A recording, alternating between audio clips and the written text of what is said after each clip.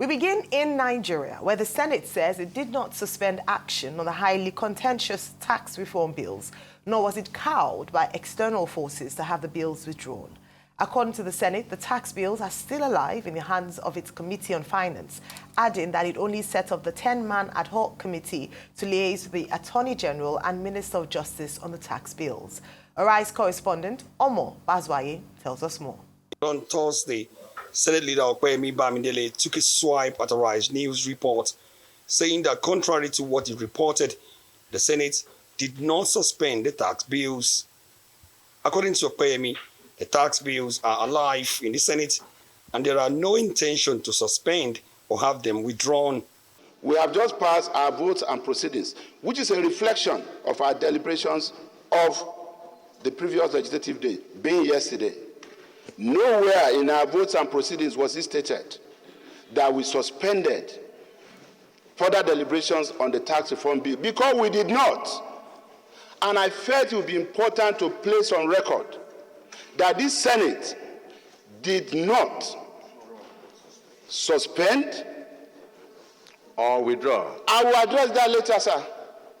This Senate did not suspend and does not intend to suspend deliberations, consideration of the tax reform bills. Okwemi's statement seemed to contradict what Barrow had said the previous day. It's on this note that the Committee on Finance that the bills have been referred to should halt action on public hearing and other issues until we resolve these issues. Let it not be said anywhere that we suspended further consideration of these bills. And also, it would be laughable for anybody to also think or say or report that the bills were withdrawn. Because, like I said, there are executive bills that can only be withdrawn by the executive. However, on the Rise prime time interview with Nasarawa State Governor Abdullahi Sule, there was a misconception of a withdrawal of the tax bills. The Senate appears to have bowed to pressure, and President Tinubu's controversial tax reform bill has been withdrawn, and any further legislative action on it has been suspended. The Governors Forum and the National Economic Council have picked holes in the tax bills. At plenary on Thursday, Senate said it could not be bullied and would not bow to any external pressure. If the Senate governor or any stakeholder in Nigeria, where, no matter whether the person is a religious leader or a businessman that has problem with the bill, you know where to go to, public hearing. The Senate will not be bullied. He said all he did with the 10-man ad hoc committee set up on Wednesday is in continuation of his legislative actions on the tax bills. You can't imagine what it means for multiplicity of taxes to be abrogated. You can't imagine what it means for people who earn less than the minimum wage or even minimum wage not to pay tax. Yeah, so the exemptions are such that up to 100 million Nigerians will benefit from these tax reform bills. So let's not listen to social media. Let's not listen to Arise Television. And I hope they are well guided with the explanation of the Senate leader. But barely 24 hours after it established the Committee on Tax Reform Bills, headed by Senate Minority Leader Abba Moro, Senate is drawn into a conflict of interest over the composition of the ad hoc committee after the Senate Chief Whip, Mohammed Monguno, in a letter to the Senate leader, asked to be the chairman of the committee, being the most ranking principal officer in the panel.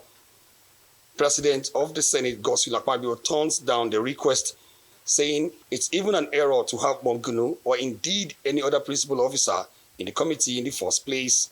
We should delete or replace the name of Senator Mohamed Tahir Monguno with the name of Senator Kagashehu to represent the Northeast interests. And then we should delete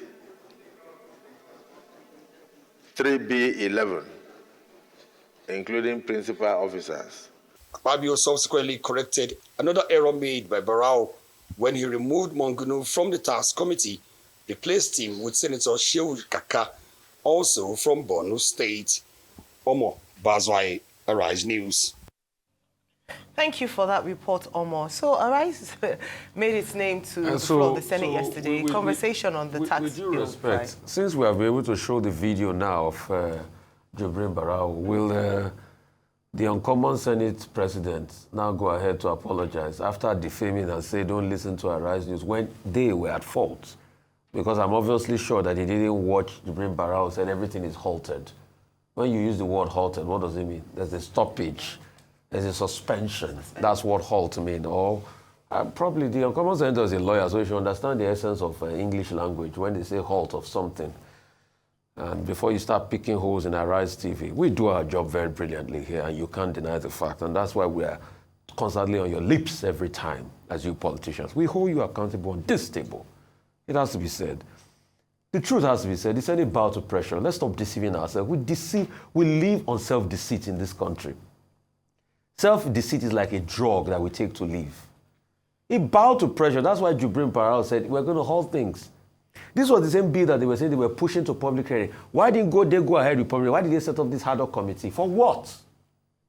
And we have made the argument here that we might not support President Tinubu on everything, but on this bill, he got it right.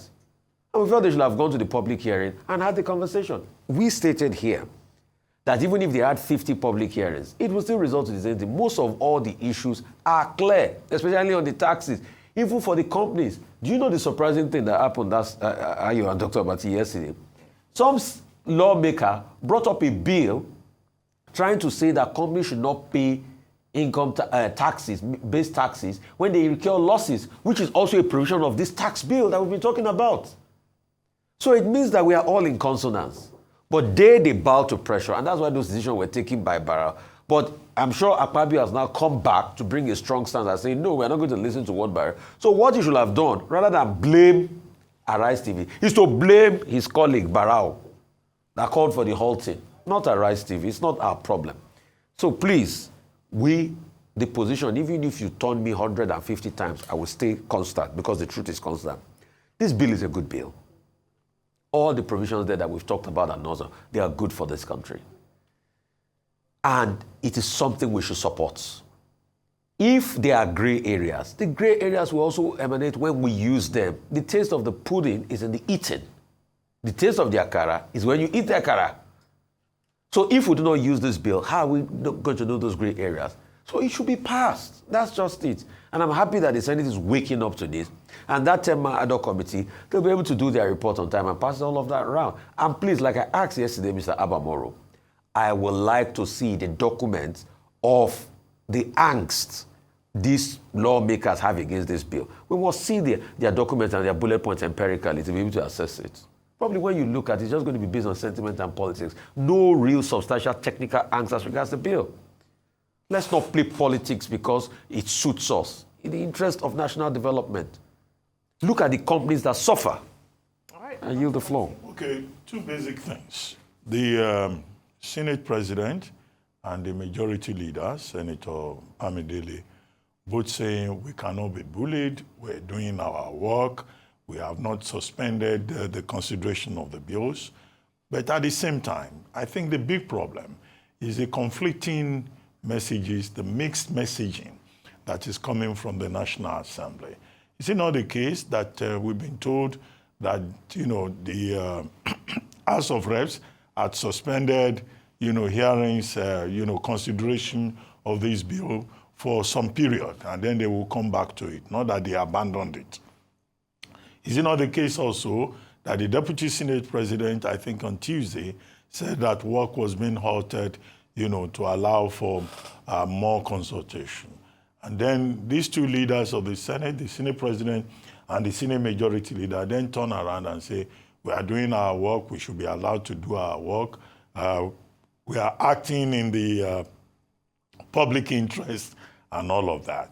But it was the Senate President, I think, that went overboard to say, don't listen to social media, don't listen to Arise News. Well, to put the defense to Arise News properly, we are also doing our work. Our work under Section 22 of the 1999 Constitution, which deals with the media, holding government accountable, which is the original jurisdiction of the media as the fourth estate of the realm. and also under Section 39, which deals with the freedom of expression. If there is anything that is out there, it is based on what is out there, and it is the job of the media to inform the people, to explain to the people. The Senate President, being a lawyer, ought to be familiar with these sections of the Constitution. So to say don't watch Arise News, that in fact is bullying. He says the media is bullying him, social media is bullying him, and he too has adopted the tactics of bullying. The other thing, of course, is that whatever comment that may have been made in the public domain is, in line with what is called fair comment, to the extent that the National Assembly itself has invited, reactions from the general public. And that reaction, whatever form it comes, it is for the National Assembly to consider them. But to say that, whatever is in the interest of the administration and in the public interest, we will do it. The Senate President says up to 100 million Nigerians will benefit from these 4 tax bills. How did he arrive at that figure of up to 100 million Nigerians going to benefit? Because data is part of the challenge. All of them have been saying, we are relying on data, we are relying on data. When I asked Taiwo Yedele, how did you calculate this data? How did you arrive at it to determine that it will ensure fairness, equity, and justice? He sidestepped the question. It's not enough to just talk about data or to say we are being bullied. This is a matter of interest to Nigerians. And in that regard, I recommend for general reading an article on the back page of this day newspaper today by Mohammed Bello Adoke, former Attorney General of the Federation, titled Much Ado About Tax Reforms. And in that piece, the piece is divided into parts. It talks about salient points that have been raised, all those points that the Senate leaders have been referring to, how businesses, persons running businesses of between 50,000 and 70,000 will benefit, how, there will be tax waiver for certain categories, how small businesses will be exempted, and how the whole purpose of this reform is to streamline, the tax regime in Nigeria. The article now goes further to then identify specific aspects that will need to be considered. So the public hearing has started. Adoke, for example, was arguing about imposing a tax administration burden on the public, because going forward, in one of the clauses in that bill, tax administration bill, you must have a tax ID to be able to even open a bank account. One of the things I saw in that article was the writer saying that, in fact, the president has been given broad powers over taxation. Why should any one individual have such broad powers? He says also that the interests of businesses may not have been fully taken into account. And then there is also the issue about administration formula. This issue about derivation, production, and consumption. These are clear areas, that Nigerians need to be looked to. Nigerians need to look into.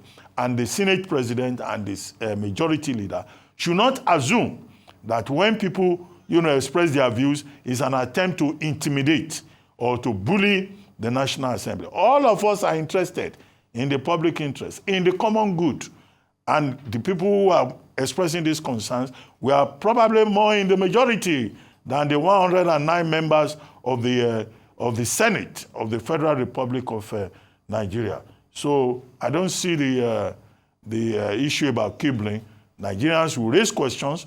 Those questions must be paid attention to. It's not enough to say, if it is in the interest of the public, if it is in the interest of the administration. The people themselves will determine what is in their interest. It's for the lawmakers to listen and take appropriate action, in my view.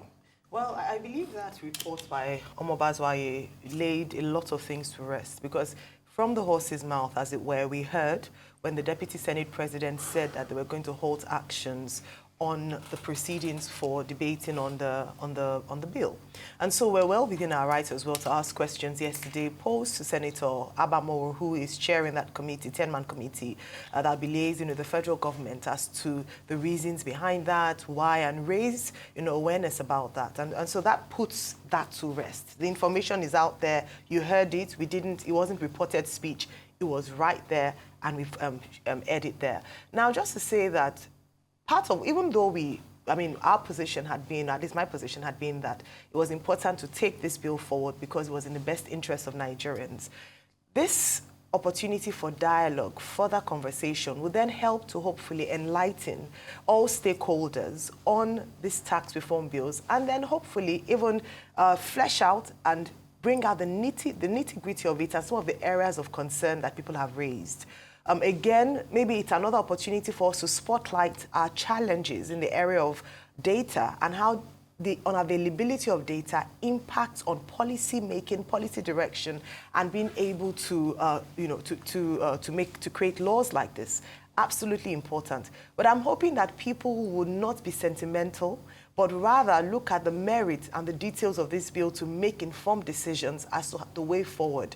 There are too many benefits that we have enumerated a number of times here on this show, so I won't go again on it. You can watch episodes where we had an interview with Mr. Taiwo Oyedele, conversations we've had here, just talking about it. So at the end of the day, we're looking forward to that feedback from the meeting with the committee and the Attorney General of the Federation, and what next. Public hearings, where will they be? Information for the public to actually know where it's happening and be able to air their voices, air their opinions, and ensure that everyone's voice is represented. From the north to the south, to the east to the west, every Nigerian's voice is represented, and what is best for, in the best interest of Nigeria is what actually takes precedence. All right, we'll move on to our next story this morning. The board of editors of This Day and Arise Group has invited nominations for various categories in its annual awards ceremony billed for 2025, tagged "When the Going Gets Tough, the Tough Get Rewarded." The awards will honor Nigeria's resilient leaders, institutions, and brands shaping democracy and innovation. Global leaders and legends are expected to grace the ceremony, scheduled to take place on January 22nd, 2025. The awards category includes Titans of the Year for the men and women who, through their vision, action, and courage, have made a lasting impact on Nigeria, as well as Man and Woman of the Year, who has significantly influenced major events that defined the year 2024. Others include Bank of the Year, Banker of the Year, Global Bank of the Year, Brand of the Year, Company of the Year, Product of the Year, Minister of the Year, Governor of the Year, Senator of the Year, Representative of the Year, Government Agency of the Year, Investor of the Year, and Young Global Leader of the Year. The group of editors are inviting the public to send their nominations to awards2025@thisdaylive.com and awards2025@arise.tv. It's on your screen, stating the contributions of the nominees. The nominations will close on December 25th, 2025, while winners will emerge on December 31st, 2024. And so, ladies and gentlemen, get nominating. Your voice is what we want to hear. And so please make sure you send that email before the deadline, which is December 25, 2024.